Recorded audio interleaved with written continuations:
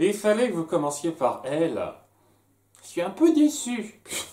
Bon, sinon, cet épisode, c'est un petit peu la fin de la planque de l'opération de Roy Mustang. Parce qu'après coup, ça va être difficile de cacher certains trucs. Là, il est un petit peu mis au grand jour sur pas mal de points, mais on verra hein, comment il gérera ça par la suite. Et surtout, bah ouais, donc, c'est l'opération qu'il a un peu prévu de mettre en place pour faire ferrer les responsables. Et malheureusement, je trouve ça dommage de ne pas aller plus loin dans cette idée-là. Mais on en parlera un petit peu plus, mais l'idée est pas si mal.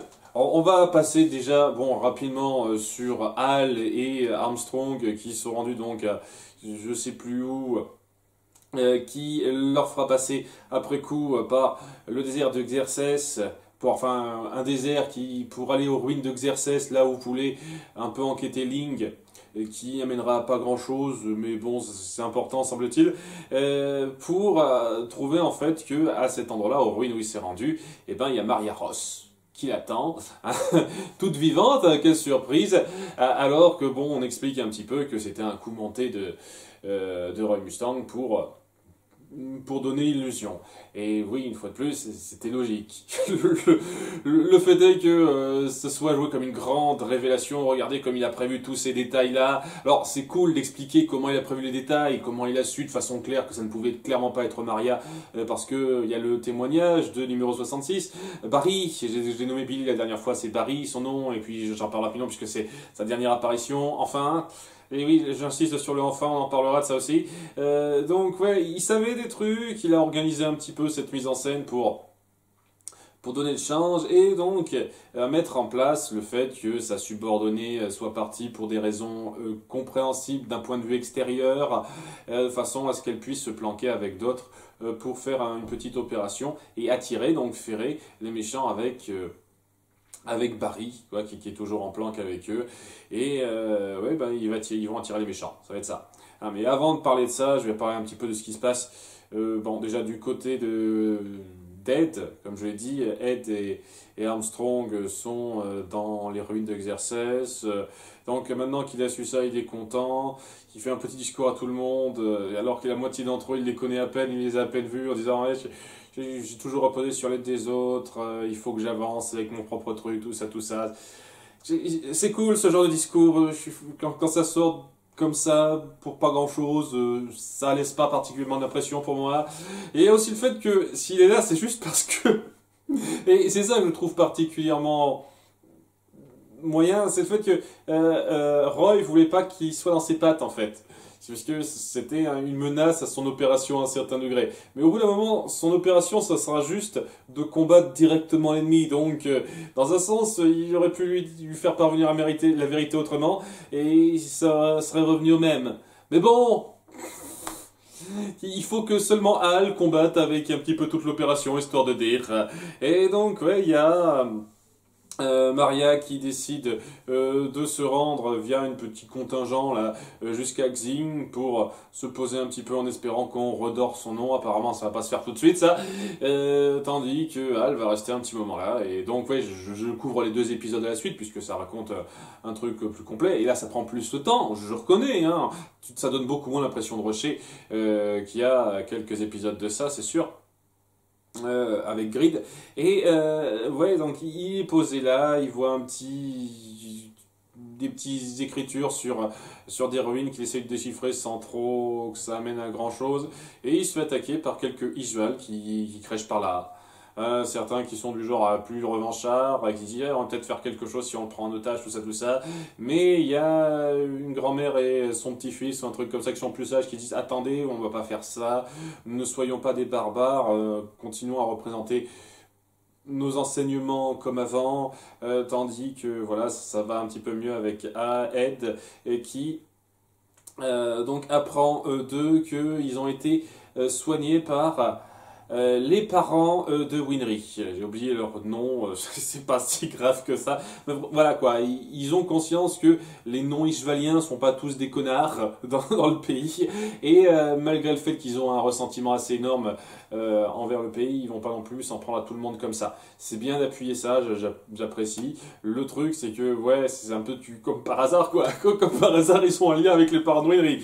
Alors ça tombe bien hein, que Ed tombe sur eux comme ça. Hein. Et ouais, quoi, ils racontent qu'ils les ont soignés, les parents de Winry, mais il y a un de ceux qu'ils ont soignés qui les a tués malgré tout. Et même si on le dit pas clairement, avec la description, Ed comprend qu'il s'agit très certainement de Scar.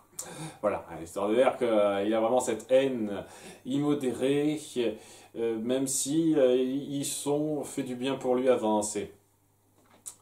Ou peut-être que c'est quelqu'un d'autre, quelqu'un qui a des tatouages similaires à Scar, mais qui n'est pas Scar, c'est pas impossible, on essaie de nous faire sur une fausse piste là-dessus. Donc ouais, tel quel, il n'y a pas grand-chose à dire là-dessus, c'est juste Ed qui fait ses trucs dans son coin avant de revenir. En revenant au passage, très vite j'en parle, c'est le cliffhanger d'épisode qui amènera donc la suite, c'est-à-dire que en revenant, il passera par, je pense, le cimetière de son village, ce me semble, où il croisera son père.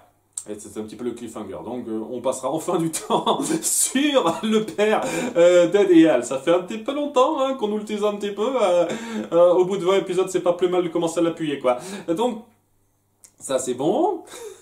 Dans ce qui représente donc l'intrigue principale de ce double épisode, on va passer du temps sur Roy Mustang et son opération. Tandis que oui, il y a aussi Al et Winry qui sont informés de ce qui se passe par Link.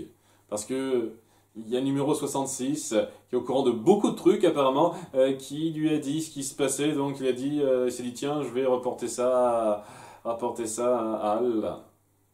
Et ça vient aussi du fait que, alors là c'est un truc très très mal amené, je trouve pas ça très clair en fait. Il y a Link qui est censé lui avoir rendu un service à numéro 66, seulement quel service en fait? Je ne vois pas du tout quel service. C'est lui qui t'a rendu service en te libérant de prison, connard, mais bon. Donc ouais, le service qu'il voulait, c'est le secret de comment il a eu son âme incrustée dans une armure. Et il s'est dit qu'il savait pas, mais peut-être que Al saurait, puisque lui aussi. Et donc Al lui dit rien pour l'instant. Qu'est-ce qu'il pourrait savoir précisément là-dessus, puisque c'est pas lui qui a fait ça, mais bon. Et oui, on revient à ce qui a été fait avec l'arc autour de Grid à ce niveau-là, donc je ne sais pas s'il s'arrête quelque part. C'est histoire de dire que Link continue de jouer un rôle. Pour l'instant, j'en ai un peu rien à foutre, mais bon, hein, sait-on jamais, peut-être que ça jouera quelque chose de plus notable par la suite. Hein. Sinon, et grâce à ça, Al est au courant de ce qui se passe de cette opération, de là où se trouve donc numéro 66, donc ça justifie un peu ça, quoi. Le fait que Link soit dans son coin à faire des trucs sans intérêt, parce que je le trouve sans intérêt pour l'instant, amène au moins à ce que, logiquement, Al sache certains trucs. Parce que Roy serait pas allé le chercher comme ça. Ok, au moins vous liez ça à quelque chose scénaristiquement, quoi. Je peux apprécier ça dans l'absolu. Al sera pour cette opération et voudra y participer, tandis que bon, voilà, cette opération en question, elle va se met en place. Voilà, on revient enfin à l'intrigue vraiment centrale, où donc ils ont préparé l'appât, Barry, le tueur en série, où il se disait que clairement les coupables finiraient par attaquer. Et ils attaquent, avec donc cette espèce le corps de Barry, hein, le corps humain qui est mort, qui est en pleine décomposition, mais qui est habité par une sorte d'âme magique bizarre.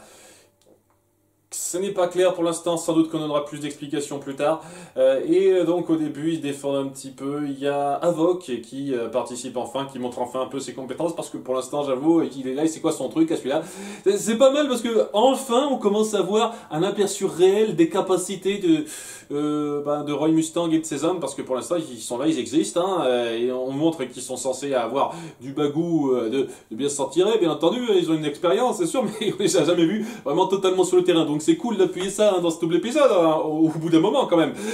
Donc ouais, Havok, il est super doué en tir, et ouais, il a un peu de mal contre le gars parce qu'il se débrouille bien. Il reconnaît tout de suite que c'est son corps, Barry, ben, c'est un peu logique dans un certain sens. Et alors qu'ils ont un petit peu l'ascendant, mais pas totalement. ce qui est un petit peu bizarre là-dessus. On essaye de faire un topo sur le personnage de Barry. Une fois de plus, j'en parlerai un peu en détail dans pas longtemps. Il y a un peu plus en hauteur l'adjointe qui les aide en tant que sniper. Le truc, c'est qu'il n'est pas venu tout seul, cette espèce de corps habité. Il y a également Gluttony qui est venu. Alors qu'ils ont cette conversation en direct au téléphone avec Roy Mustang, avec cette fausse identité qu'elle a prise au début de l'épisode précédent, à la fin de l'épisode précédent. Donc il finit par être un petit peu au courant, lorsqu'elle est vraiment mise à mal et qu'elle essaye de donner le change malgré tout au téléphone, que ça se passe pas super bien pour elle. Et là, j'avoue qu'en termes de temporalité, c'est pas super clair. Ça doit être vraiment très proche du commissariat où il opère Roy Mustang, parce que, qu'on soit bien d'accord, quoi. Ils sont au téléphone, il y a l'adjointe, je sais pas son nom, on le dit quasiment jamais, celle-là, c'est... Bref, elle est attaquée par Gluttony, elle dit je te rappelle, je dois m'occuper de quelque chose. Alors, bien entendu, avec langage codé entre guillemets. Et voilà, il s'inquiète, Roy, et c'est à ce moment-là que voilà, elle tire un petit peu. Gluttony a vite la sedan, parce que voilà, il y a quelqu'un qui vient un tout petit peu pour tenir une petite trentaine de secondes de plus. C'est un mec avec son chien, sans doute que c'est un autre soldat qui est censé les accompagner, ce mec, ok. Et ouais, juste après ça, il intervient, Roy. Putain, il sait courir super vite, il habite pas loin en fait, hein, et c'était vraiment pas loin ce truc, hein, apparemment. Donc ouais, alors qu'ils sont en mauvaise posture, parce que c'est clair net qu'ils n'auraient pas pu s'en tirer sans lui, il intervient, utilise sa magie avec des étincelles pour l'envoyer au loin, et croire qu'il est mort, parce que bon, il a beau résister aux balles, il se dit que ouais, calciné, tomber d'une hauteur comme ça, c'est pas la peine. Parce qu'il sait pas exactement que c'est des homonculus tout de suite. Il va être mis au courant de ça par Hal, qui arrive juste après ça. Parce qu'il décide de pister le corps de Barry. Tout le monde le piste, là il fuit, on le suit comme ça. En voiture, il y a Hal qui arrive et il fait part un petit peu de ce qu'il sait. Ah, il avait pas un symbole d'Ouroboros sur lui? Ah oui, eh ben, c'est un homunculus. Ah, c'est quoi un homunculus? Et voilà. Enfin bon, il était au courant du principe, Roy Mustang, mais la première fois qu'il en voit pour de vrai, quoi. Il se dit, oh, c'est dingue, ce truc peut se régénérer comme ça, ça va être de la galère de lutter contre ces trucs-là. Et en effet, c'est une chance qu'ils attaquent qu'un par un, apparemment, hein. C'est le principe des RPG une fois de plus. Gluttony attaque tout seul, et plus tard, va y avoir Lust qui va attaquer toute seule. Voilà, c'est bien, un par un, pas plus. Hein, on n'exagère pas quand même, faut pas exagérer. Hein. Donc, donc Gluttony qui se ressaisit un petit peu et qui va rien faire d'autre, puisque la seconde moitié, le second épisode sera centré sur la course-poursuite contre donc le corps de Barry, qui se rendra à un bâtiment du gouvernement, j'ai pas trop fait gaffe lequel. Sans doute important, je sais pas trop. En toute sincérité, je sais pas, ils ont dû rapidement le dire, il se rend quelque part, voilà, on s'en fout, il se rend quelque part.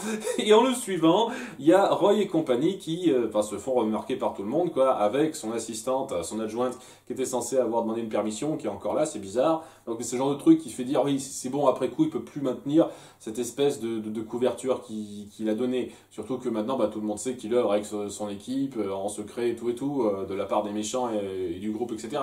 Donc ouais, sa couverture aura su durer que pour réussir ce qu'elle réussit dans cet épisode. Et c'est un peu je dis que c'est pas rushé, et je le pense sincèrement, je pense que l'action prend le temps d'être faite, etc. J'avoue que j'aurais pas été contre qu'on appuie davantage le personnage de Lust dans ce double épisode, surtout par rapport à un point, on va pas tarder à en parler, parce que c'est son dernier épisode en fait, et c'est là qu'elle meurt. Et, et ouais, je vais pas avoir quelques petits trucs à dire là-dessus. Mais bon, le fait est que ouais, Barry, le tueur, il est tellement attiré par l'idée de découper son corps parce qu'il est complètement taré, il décide de foncer à l'assaut du truc, ce qui permet donc à Roy de trouver une excuse pour se rendre là, au passage. Ils vont se scinder en deux groupes, Hal avec l'adjointe et Roy avec Avoc. Qui vont fouiller le coin différemment. Hal et l'adjointe vont pas trouver grand chose à part Barry qui trouvera son corps, voilà, c'est tout. Là, ils feront pas grand chose, quoi. Ils se baladeront et à un moment donné, ils trouveront Barry qui aura déjà découpé en partie son corps, ou pas trop. C'est pas super clair, ça, je vous cache pas. Mais bref, Ils n'ont pas fait grand-chose, tandis que de son côté, Roy va trouver Lust dans une salle comme ça. Lust qui rencontre donc Havok pour la première fois sous son vrai jour, avec leur vraie identité. Et c'était censé aller quelque part, ce truc. Ça a amené à que dalle, en fait. À part un gag à la con. Ah, toi t'aimes les gros seins? Oui, j'aime les gros seins. C'est tout. Ok, donc un truc complètement foutu en l'air, qui allait nulle part. Et voilà, quelqu'un va encore me balancer en commentaire, mais attends, tu vas voir, ils ont tellement trop bien pensé le truc, ça va revenir par la suite, même si elle meurt dans cet épisode, et non, oui, j'attends de voir alors, hein, j'attends de voir, hein. C'est parce que là, ça se prendrait beaucoup, hein. Ça donne vraiment l'impression que ouais, c'était une connerie qu'on a lancée comme ça, qui pourrait peut-être aller quelque part, mais au bout du compte, l'auteur, elle n'a pas vu grand-chose, elle n'a pas été très inspirée, elle a fait rien de ça, voilà. Ça donne un peu cette impression-là, je vous cache pas, hein. Donc, ouais, elle attaque, elle dévoile très vite ce qu'elle est. Donc, elle a un onculus, hein. Bon, déjà, faut comprendre, elle a un ouroboros sur la poitrine, donc ça se voit assez facilement. Et elle montre aussi que ce qui la maintient en vie, ce qui lui permet de se régénérer de façon aussi aisée et continuelle, c'est le fait que, au bout du compte, elle est reliée directement à une pierre philosophale. Voilà, donc son corps est en fait centré sur une pierre philosophale. C'est un peu comme... C'est un peu comme dans le Steven Universe, les gemmes. On est relié à une pierre et on peut se décomposer tant qu'on veut, tant que cette pierre, elle va bien, quoi. C'est plus ou moins ça, pas de choses près. D'accord, d'accord. Bon, déjà, c'est cool, elle dévoile son point faible, mais elle dit ça parce que je vous dévoile ça parce que je vais me débarrasser de vous tout de suite. Ah, bobo. Et ouais, c'est pas très, c'est pas ultra malin en fait. Elle se met en avant et je vais me battre contre vous. C'est dommage, Roy Mustang, vous auriez été un très bon ingrédient parce que lui aussi, il a vu la lumière, semble-t-il, qui permet de faire de l'alchimie sans cercle de transmutation, semble-t-il. Donc, ouais, ça va être un combat assez fort mais un peu rapide, je vous cache pas, où elle montre qu'elle a des capacités, elle peut transformer ses ongles, tous ses doigts en griffes bien allongés et tout, c'est assez fun, assez fort à voir ça. Roy se fait un peu vite balader parce qu'elle lui fait tomber de l'eau dessus. Ça, c'est un truc, c'est une faiblesse qui passe pas super bien, mais il parvient un tout petit peu à aller au-delà de ça, à trouver des combines pour arriver à la brûler un petit peu grâce au briquet de Havok. D'ailleurs, au passage, j'espère que vous réutiliserez ce tour de Roy Mustang qui peut gazéifier l'eau en gaz inflammable de façon à faire exploser tout ce qu'on veut comme on veut avec simplement une petite flamme, quoi. J'ose espérer que vous reprendrez ce truc là parce que c'est un peu cheaté quand même ce truc, hein. Enfin, c'est cheaté, non, c'est intéressant, quoi. Ce serait dommage que ce soit juste un tour d'un épisode et sans plus. Enfin bref, il faut exploser le coin. Après, il fouille les combres, mais sans faire trop gaffe à quoi que ce soit, ce qui fait que ils se font attaquer par surprise par Lust qui embroche Havok sans le tuer directement et qui fait pareil avec Roy Mustang. Il l'embroche au niveau de la côte en disant ah, je te laisse ici, tu vas crever. Alors que tu pourrais l'achever. Tu pourrais limite essayer de faire un truc qui pourrait aider ta cause, c'est-à-dire essayer de le restreindre et le saucissonner de façon à ce qu'il soit un captif total de ton organisation de façon à pouvoir être utilisé comme ingrédient plus tard, quoi, un truc comme ça. Non, tu le laisses à sa blessure en disant c'est pas grave, il va crever, j'en suis sûr, sans plus. C'est un petit peu une décision de con en fait, je te cache pas. Si tu pourrais t'assurer qu'il soit mort au moins un minimum, non, non, non, non. Donc ça lui revient dans la gueule, ça, mais bien. Ça fait partie des trucs comme ça. C'est pas si grave que ça, ce truc-là, mais c'est juste. Vous auriez pu trouver une excuse. Une excuse qui fait que elle se dit pas il faut que je l'achève parce qu'elle aurait pas le temps, parce qu'elle est attirée par autre chose, quoi.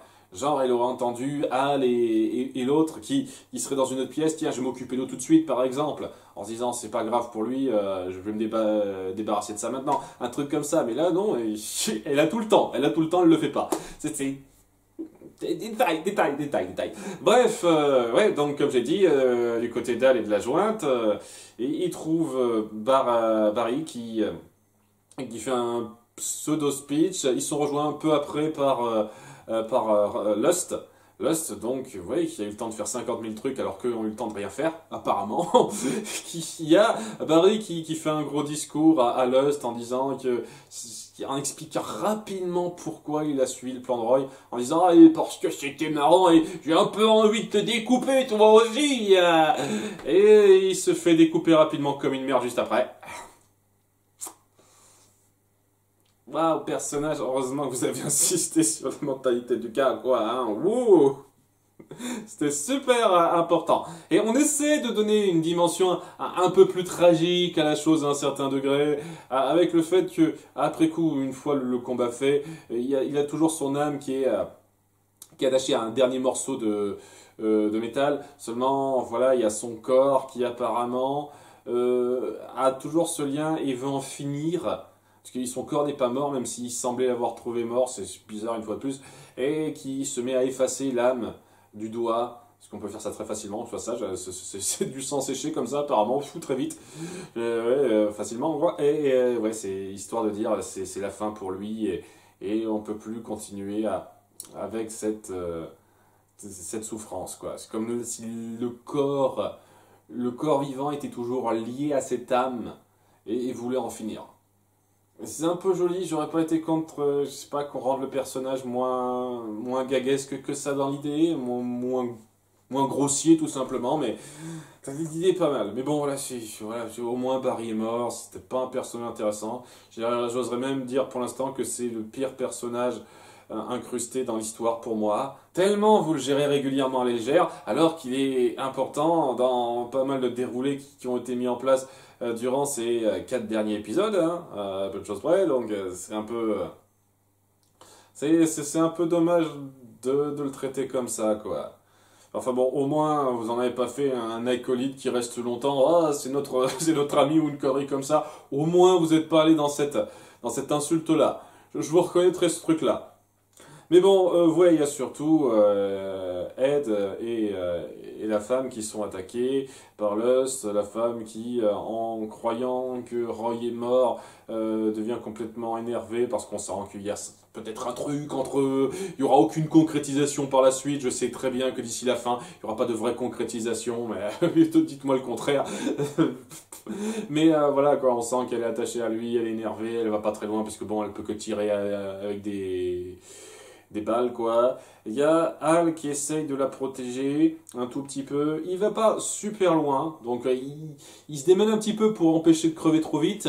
Et ça donne suffisamment le temps à Roy pour apparaître et en finir très vite, de façon assez badass, je le reconnais, en disant qu'il a cautérisé la pluie lui-même. Enfin, ça lui fait super mal, mais il a pu la cautériser. Et grâce à ça, en utilisant le briquet d'Avoc, il lui fait des grosses gerbes de flammes dans la gueule pour la calciner petit à petit. En disant qu'au bout d'un moment, subir ça au fur et à mesure, ça finira par détruire totalement la fille. Sachant que c'est pas super clair la logique de la chose, j'aurais pas été contre qu'on dise que ça atteint petit à petit la pierre philosophale et que ça a fait fondre à un certain degré, mais c'est pas exactement comme ça que c'est montré. Mais bon, c'est un détail, c'est moi, là je chipote. Voilà, il a ce moment badass, où évidemment Lust, si elle avait été intelligente, elle se serait pas pris ce retour de bâton dans la gueule, où il finit par la calciner au bout d'un moment, et ouais, c'est elle qui crève, quoi. La première homonculus a crevé après Grid, parce que Grid il est à part, quoi, il est à part un peu de ce groupe. Et je trouve ça dommage. Je trouve ça dommage, quoi. Vous avez un seul homonculus fille, et c'est la première à crever. Et thématiquement, je trouve pas que ce soit le choix le plus judicieux. Je veux dire, ils ont affronté Gluttony avant, pourquoi pas juste faire de Gluttony le grand adversaire que Roy finirait par battre. Je veux dire, ce serait pas une grande perte de finesse, ce gars-là. Non, faut que ce soit Lust. Un truc important, parce que c'est quand même pour appuyer la revanche face au meurtrier de Hughes, ça aurait pu être aussi Envy à cet égard-là. Bon, j'imagine que c'est une vengeance qu'on veut faire durer un petit peu plus longtemps, mais voilà, pour moi, il y avait plus pertinent comme première victime chez les grands méchants que Lust. Vraiment, c'est un petit peu... c'est un petit peu une perte à déplorer, quoi. Et quitte à en faire donc la grande victime, ben à ce moment-là, faites-la durer plus longtemps sur le double épisode, quoi. Faites-la pas juste apparaître après le premier quart du second épisode. Le petit truc un peu gênant. Tandis qu'au passage, puisqu'on parle des homonculus, ouais, il y a Bradley qui arrive, qui est au courant de la situation, il essaie un petit peu de s'immiscer, mais il n'en fait pas plus parce que il se rend compte que Lust est mort et apparemment ça le dérange pas de laisser ces gens continuer à vivre en dépit du fait qu'ils sont mal en point. Après avoir fait ce qu'il a fait, Roy, j'avoue, et ce moment où il finit par la calciner, où il risque sa vie alors qu'il est vraiment en pleine douleur, c'est ultra intense, qu'on soit bien d'accord, hein, c'est un moment d'action et visuellement, ils font quelque chose de vraiment... Ouh, qu'on soit bien d'accord, je sais que j'ai tendance à minimiser ça. C'est super bien fait en termes de mise en scène visuelle, hein. Qu'on soit bien d'accord. Excellent, et ouais, le moment où elle finit brûlée, où Roy donne tout ce qu'il a, c'est énorme, c'est énorme, qu'on soit bien d'accord. Mais voilà, après ça, il est complètement vanné, tout le monde est complètement en partie défait, quoi. Il y a Hal qui s'en sort le mieux, mais même lui, quoi, il est à moitié, il est à moitié découpé, donc il n'est pas en super forme. Il pourrait intervenir et se débarrasser de... Mais non, il le fait pas. Parce que j'imagine que, je sais pas en fait, peut-être qu'il considère encore que ça mérite d'être conservé en tant que futur ingrédient de... Je sais pas, une pierre philosophale ou autre chose. Parce que maintenant, on montre que ce sont des pierres philosophales, qu'on savait faire des pierres philosophales, au moins 6 avant, donc c'est bizarre, voilà, c'est bizarre. Je sais pas exactement ingrédient pourquoi, si c'est peut-être la super pierre philosophale, la pierre philosophale plus, je ne sais pas. Ah, je ne sais pas, c'est un peu bizarre. Peut-être qu'il a des intentions différentes que les autres homonculus de l'organisation dans laquelle il est aussi, Bradley, c'est pas super clair pour l'instant. Mais bon, le seul truc un peu discutable pour moi, c'est le fait que, oui, tiens, on attaque vraiment un par un. Alors qu'ils auraient attaqué à deux, mais alors là, Roy et compagnie se seraient fait déglinguer et il n'y aurait pas eu de suite à ça, hein, mais non, non, non. C'est le petit truc. Hal revient en étant moitié découpé. Il y a Winry qui s'inquiète pour lui. Ça va pas plus loin pour l'instant. J'imagine qu'il finira par être réparé par Hal, puisqu'il peut plus faire directement d'alchimie, s'il peut pas relier les mains, étant donné qu'il a perdu un bras, je sais pas.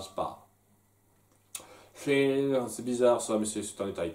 Donc ouais, c'est sur ça que ça se termine et c'est pas mal du tout. C'était bien hein, en termes d'action, en termes de conflit. Ça prenait un peu plus le temps que l'arc sur Grid, une fois de plus. J'aurais pas été contre, tout simplement qu'on passe plus de temps sur Lust s'il fallait la tuer, quoi, c'est tout. Mais au-delà de ça, c'est bien rendu, c'est bien rendu. Bon épisode. S'il n'y avait pas quelques petits soucis, notamment autour de Barry, qui, je ne cache pas ça. Ces parties-là, c'est un tout petit peu gênante pour moi. J'aurais pu vraiment beaucoup apprécier ça, mais tel quel, il est bien, une fois de plus. Hein. Un bon double épisode, solide. Reste à voir où ça ira par la suite. Maintenant que pas mal de choses sont un peu affichées ouvertement, reste à voir. Hein. Mais tel quel, c'était bien. À bientôt pour l'épisode 20 et peut-être plus. Bye.